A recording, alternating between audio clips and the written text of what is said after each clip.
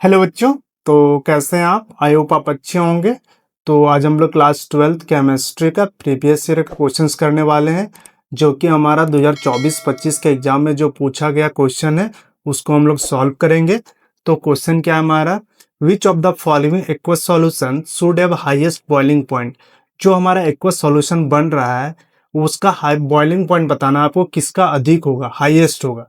तो हमारे पास क्या एक्वस बोला है, मतलब वाटर के साथ सॉल्यूशन बनाया गया है हमारा, और क्या है हमारा सॉल्यूट दिए हुए हैं यहाँ पे। तो अगर वाटर के साथ इन सॉल्यूट के साथ बना के अगर एक सॉल्यूशन तैयार किया गया तो उनमें से किसका बॉइलिंग पॉइंट अधिक होगा, ये आपसे पूछ रहा है। ठीक है, तो बेसिकली ये सॉल्यूशन का क्वेश्चन है और कोलिगेटिव प्रॉपर्टी से रिलेटेड है। तो कोलिगेटिव प्रॉपर्टी में हम लोग क्या जानते हैं, कोलिगेटिव प्रॉपर्टी से हम लोग क्या जानते हैं, किस पे डिपेंड करता है, नंबर ऑफ पार्टिकल्स पे। किस पे डिपेंड करता है, नंबर ऑफ पार्टिकल्स पे डिपेंड करता है। ठीक है, अगर आप शॉर्ट में इसको आंसर करना चाहते हो, आपको जैसे एक्सप्लेन नहीं करना है, मान के चलो कि एग्जाम में पूछा तो आप शॉर्ट से इसको एक जवाब दोगे, है ना। तो उसके लिए बेसिकली क्या है कि शॉर्ट में आप इसको समझ सकते हो क्या, कि नंबर ऑफ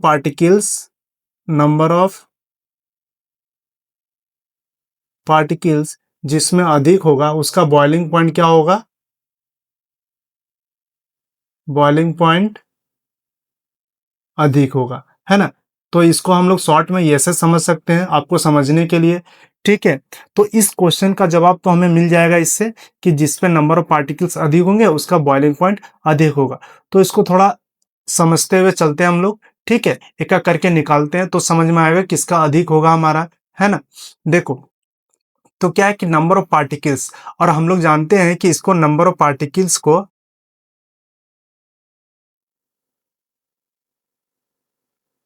किससे डिनोट करते हैं, आई से।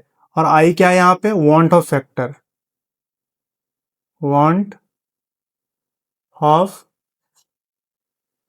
फैक्टर है ना।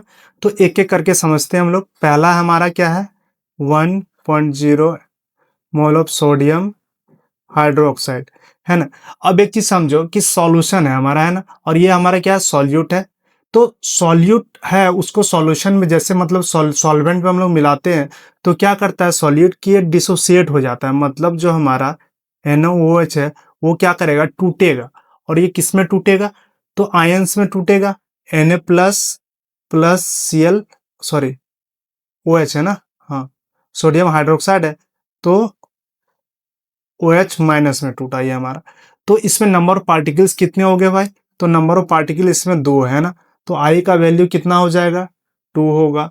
उसी तरह दूसरा का देखो, क्या है हमारे पास, 1 मोल ऑफ सोडियम सल्फेट, तो क्या है, सोडियम Na2SO4 है। ठीक है, सब में मोल तो सेम दिया हुआ है हमारे पास, 1 1, है ना। तो उधर हम लोग ध्यान नहीं देंगे, हम लोग किस पे फोकस करेंगे, सॉल्यूट पे फोकस करेंगे। ठीक है, तो Na2SO4 है हमारे पास, इसको आप तोड़ो।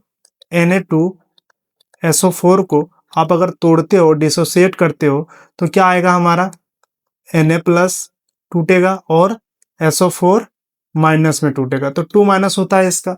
बट हमारे पास सोडियम 2 है इसलिए 2 होगा। तो टोटल नंबर ऑफ पार्टिकल्स कितने हो गए, 2 और 1 3 हो गए। तो आई का वैल्यू कितना हो गया, 3 हो गया।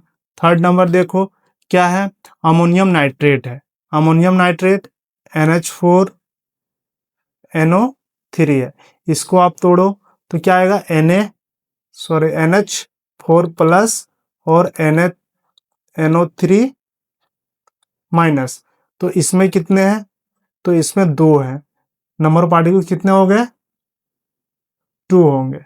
और चौथा नंबर देख लेते हैं हम लोग, क्या है हमारा, पोटासियम नाइट्रेट है ना, KNO3 है हमारा, इसको तोड़ो, क्या आएगा, potassium K plus plus NO3 minus. तो इसमें भी हमारे 2 हैं, तो क्या आएगा, आई का वैल्यू 2 है। तो सबसे ज्यादा किसमें हमारा, देखो नंबर ऑफ पार्टिकल्स यहाँ 3 है, तो कौन सा होगा, 2 नंबर होगा, मतलब सोडियम सल्फेट वाला आंसर होगा। तो 2 नंबर हमारा इसका आंसर हो जाएगा। ठीक है, तो इससे रिलेटेड जो भी क्वेश्चन आपसे पूछे तो आप उसका जवाब दे सकते हो। तो चलिए मिलते हैं अगले वीडियो में एक नए क्वेश्चन के साथ।